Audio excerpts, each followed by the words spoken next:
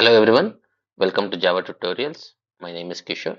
In this video, we will discuss about two main string related classes which are string and string buffer. What is a string class? A string class allows you to create immutable string objects which you can't modify once created.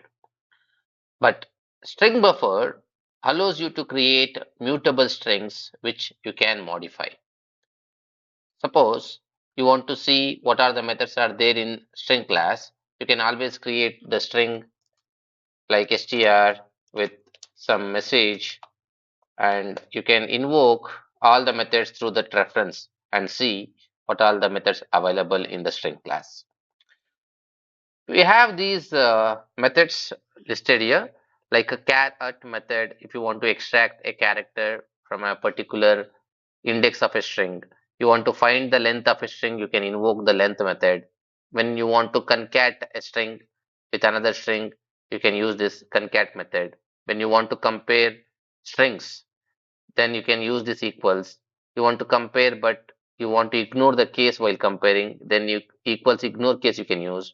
Suppose you want to split a string into multiple strings, probably you have a string with some delimiters, a comma separated text, and you want to separate the strings into multiple strings, then you can use the split method. Let us now use this char at method and see how it works. Suppose I print char at 0th index. I can use this method called char at method 0 and let me run the program. I should see h. When this char at will be useful is, suppose you want to extract the first character and apply some conditions. If they are vowel, you can append a character uh, like an character, right? Or if it is not vowel, you can append a character a, and you can define that particular string, an animal or a car, something like that. Then you want to find the length of the string. You can use length of the string by using this method called length method, str.length, that is going to give you the length of the string, that is 11. Then if you want to concatenate a string, you can call the concat method by typing some string like 1, 2, 3, 4, 5. Let us try to print this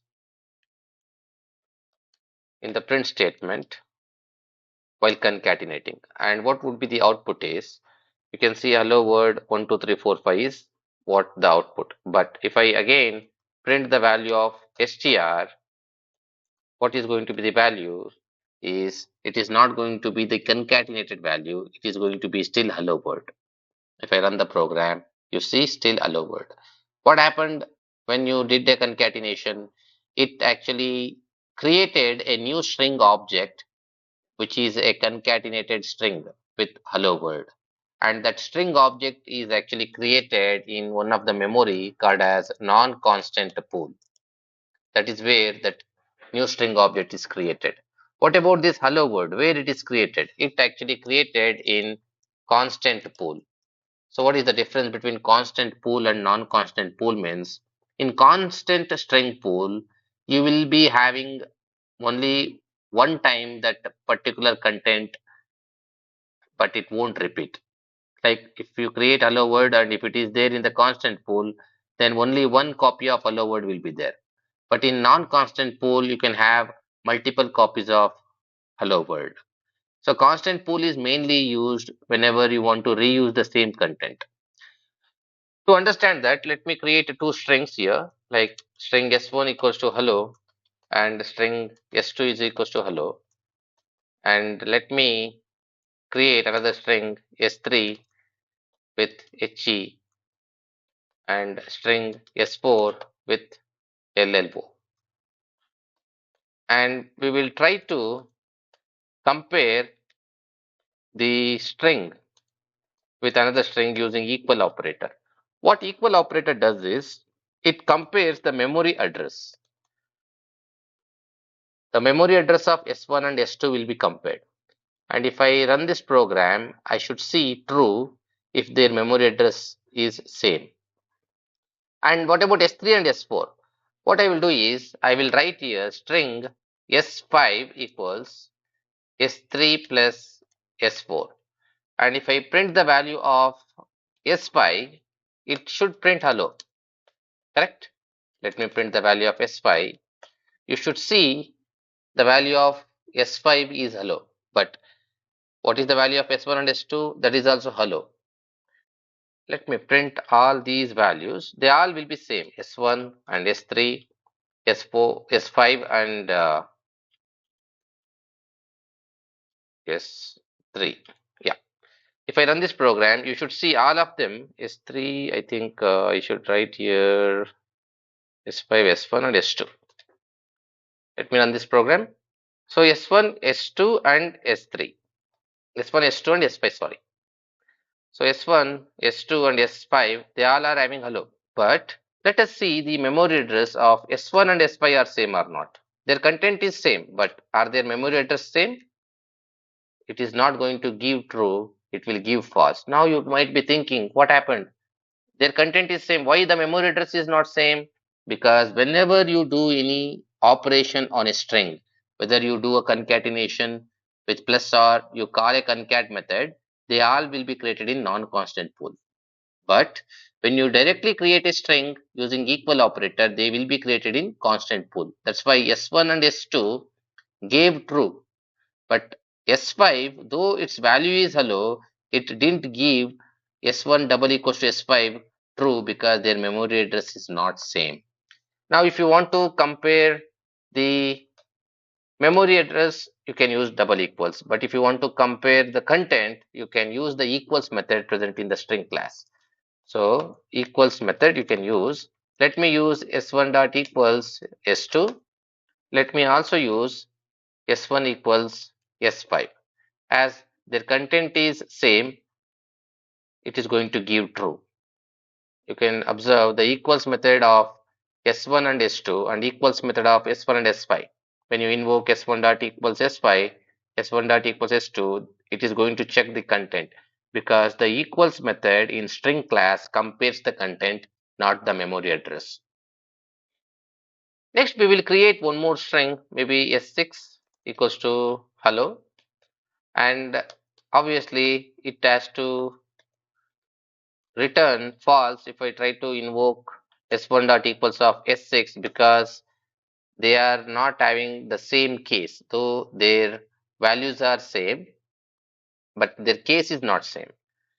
But what you can do is, you can see here false, what you can do is you can use equals ignore case method. So equals ignore case is one of the method present in string class. If you use that equals ignore case, and if I now run the program, I should be able to see equals ignore case is giving true.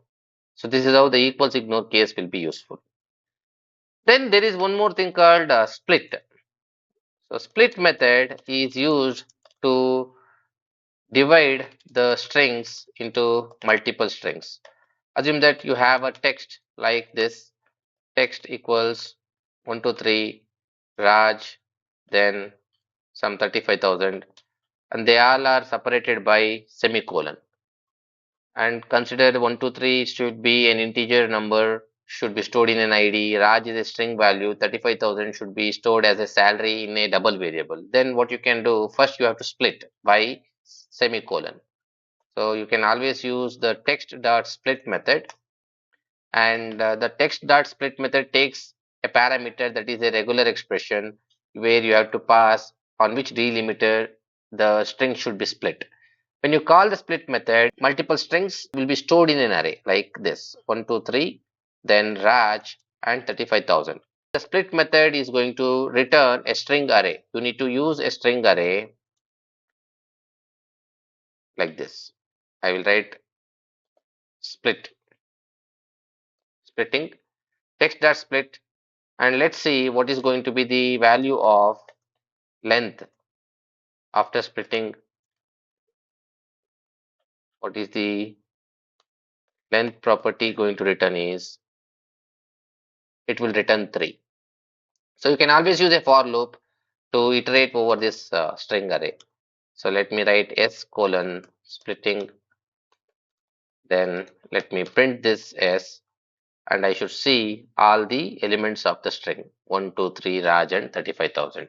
And you can pass this 1, 2, 3 to parse int so that 1, 2, 3 will be converted to integer. Though the value is looking like a number, it is not number because each element is iterated is going to be on string array, so each element will be string only. And later you need to convert that to a number like int, and this one you can convert to double if you want.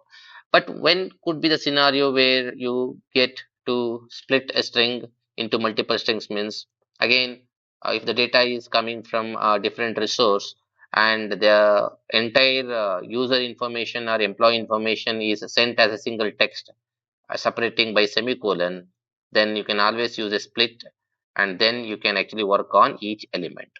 Coming to string buffer, what string buffer does? So string buffer is going to create mutable string object. Means when you create a string through string buffer, it is going to change the same string. It doesn't actually recreate a new string. And let me create one string buffer and show you how it works. New string buffer. Let me write it as hello here. And we will give the name as buffer1. And let me create here string buffer 2. New string buffer, and here also I will give hello. First and foremost thing, string buffer is actually not used for comparing strings and all. Means if I try to use the equals of string buffer, it won't actually give me true. If I write buffer1 dot equals of buffer2 and if I run the program, you will not see true, instead you will see false because string buffer equals method is not going to compare the content.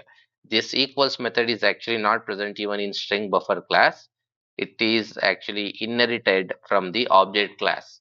The object class equals method compares two objects memory address, as buffer1 and buffer2 are actually part of two different address. Their address is not same, hence it is giving false.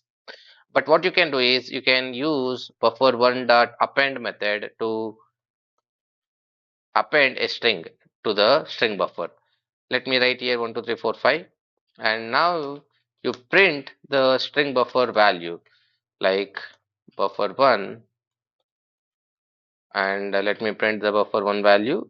It has to print hello 1 2 3 4 5 because it is mutable. Observe the concat method of string and append method of string buffer, they are concatenating only, but concat doesn't do the changes to the existing string, it creates a new string. But buffer actually going to modify the same string. You can also use the reverse method, buffer1 dot reverse method, if you want to reverse. And let me print the buffer1 value. You should see the reversed string. You might be thinking when to use string and when to use a string buffer. See, you go for string whenever you want to work on an existing string and you do not want to modify. And each time you do an operation, you want to create a new string. Maybe like you want to generate an IFSC code for a bank branch and you want to keep the bank branch ABC, and later you want to concatenate and create a new string like 001, then 002, 003 without actually modifying the existing string you want to concatenate. Then you can always use string. And what about string buffer? String buffer is going to modify the same string. In that case, you can go for string buffer, right?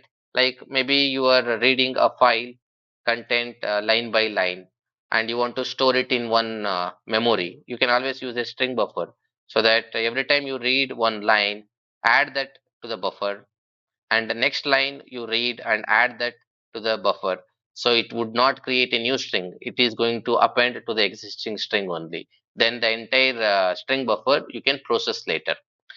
So based on the scenarios, you can use string and string buffer. Apart from string and string buffer, there is one more string related class which would work on the string, that is called as string builder. How the string builder work is, it works exactly same like string buffer. Whatever the methods you see in string buffer, you see in string builder also. Suppose if I open string builder, let me open string builder and search for append method. Let me search for append method, it is there. And let me search for reverse method. Even reverse method is also present. And look at the signature, public string builder reverse. And let me open string buffer,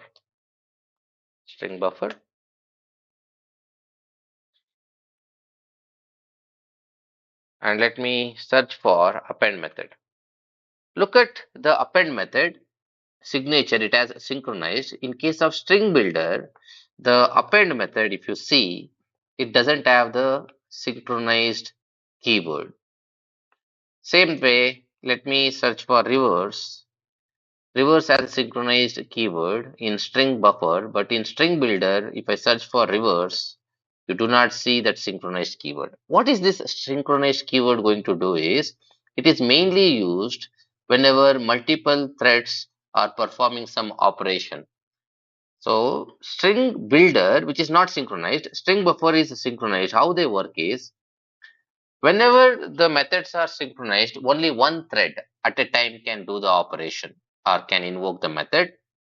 If the method is not synchronized, then multiple threads can enter inside the method to do the operation. It means string buffer is thread safe. However, string builder is not thread safe. Because one thread at a time can do the job, it is going to be little bit late while doing some job, but data will be safe. In case of string builder, the multiple threads who can enter concurrently at a time can do the job quickly compared to string buffer. So it is faster in operation, but you cannot guarantee the data safety. So you choose string builder and string buffer as per the requirement. So that is it about these three classes: string buffer, string builder, and string. And before I end this video, I want you people to try few methods of string buffer like insert and delete. Just check it out. What are the arguments it takes and how these insert and delete methods work in string buffer. The name itself gives you some idea. Just check it out how they work. Okay. See you in the next video. Thank you so much.